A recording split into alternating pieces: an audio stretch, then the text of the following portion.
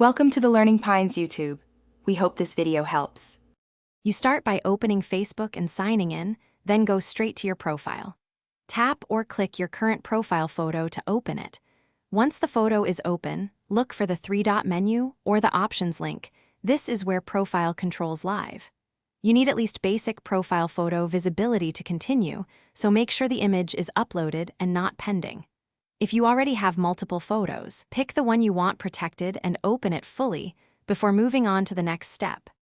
Once the photo options are visible, select Turn on Profile Picture Guard if Facebook offers it for your account or region. You'll see an overlay preview and settings for who can see or download the photo. Choose the visibility that matches your privacy goals. Make sure to confirm any prompts asking to keep the guard on.